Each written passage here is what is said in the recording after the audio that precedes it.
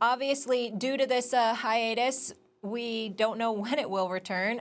We would be in the middle of the playoffs right now. I know that's pretty disappointing to think about, but Stephen A., I'll start with you here. Who do you think is going to benefit the most from this layoff, assuming that we do have a season? Well, I think that ultimately the Brooklyn Nets are going to benefit because, at 30 and 34, as a seventh seed in the Eastern Conference when the season ended, what you're looking at is a situation where the season is a wash to some degree with everything that has transpired that has caused the suspension of the season and what have you. So many people have lost out on this, but the Brooklyn Nets were still paying Kyrie Irving, still paying Kevin Durant. And when you look at what's going on with them right now, Kevin Durant ultimately will be back healthy.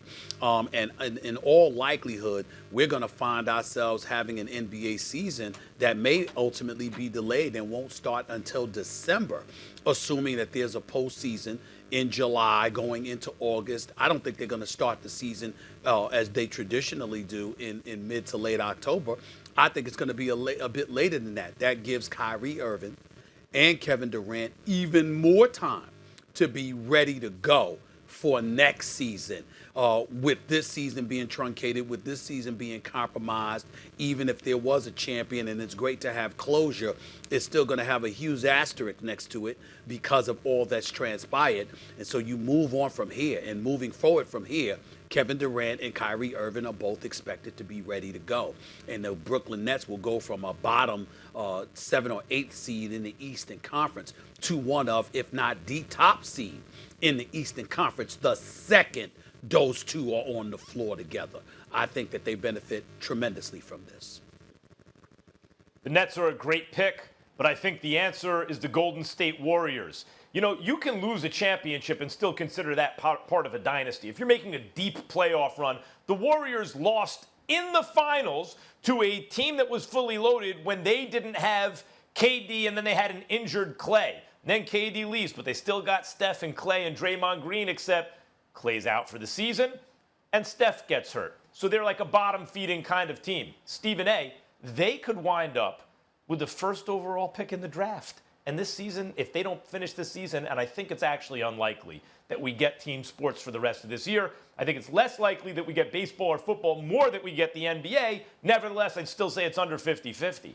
And if that's the case, then this season goes by, and in a way, it's like it didn't happen in the sense that there was no playoffs for the Warriors to miss anyway. But they could wind up with a number 1 overall pick. Klay Thompson's walking around. Michael Thompson's reportedly saying he feels like they don't know yet. He has to clear it with the Warriors doctors and all those things. But he's okay. He seems okay. We'll see.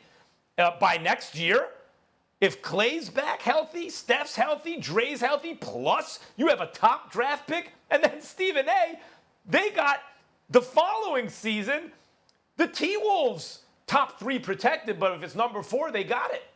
Plus their own draft pick. And if it is top 3, so they don't have it because it's top 3 protected, the next season, 2022, they get it unprotected. So if the T-Wolves don't have a good season, they could wind up with the first overall pick again.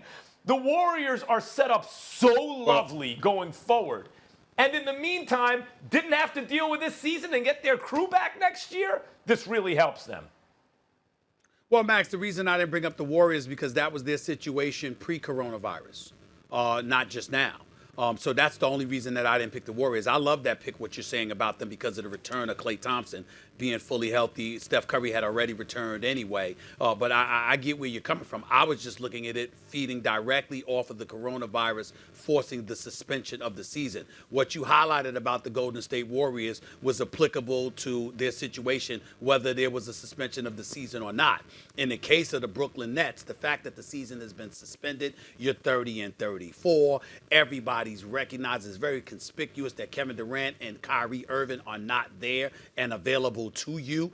In this particular instance, the season is suspended. There would be an asterisk next to the season in the event that it continued. And by the way, I'm very confident, call it what you want, but I'm not as confident in Major League Baseball and other sports, Max, but I'm very confident that for a 2-month period, could there be basketball this summer? Yes, I am. I'm very confident about that. And my confidence is elevating. My confidence is elevating more and more each day, only as it pertains to the NBA. Having said all of that, if you're the Brooklyn Nets and Kevin Durant and Kyrie Irving get to have additional time to get healthy once they return, combined with the fact that this season is definitely compromised for those lower rung teams right now. It might be a priority for the Lakers and the Clippers, Denver, teams like that, Milwaukee, etc.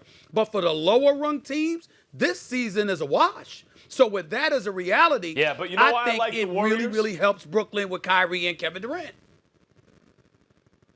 No doubt it does. I mean, the two teams it helps the most, obviously, because of injury, are the Nets or the Warriors. The reason I favor the Warriors is, you remember how Jerry West arranged it so that the Lakers had the #1 overall pick? They already have Magic and Kareem. They also wound up with James Worthy.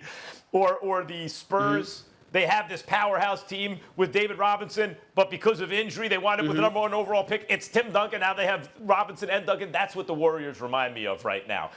And except that, unlike the Spurs, the season that they would have to suffer through to get that pick, they don't even have to play it, maybe. Right. It may not even be But you know what you're missing, Max? But, Max, you know what I think you're missing? You're missing the evaluation process that you customarily go through that has now been compromised because of lack of access due to the coronavirus. So, in other words, you've got a top pick, and you want to make sure you utilize that top pick effectively and make the right decision. I'm not questioning that the Warriors are capable. I mean, I think that they're an A-list. They're the gold standard right now. But I also think it's important to highlight the fact that how the coronavirus has compromised the whole evaluation process. If they were worried about that with the NFL, imagine how worried about that they are with basketball because of all of this as it pertains to the draft and making sure you make the right selection.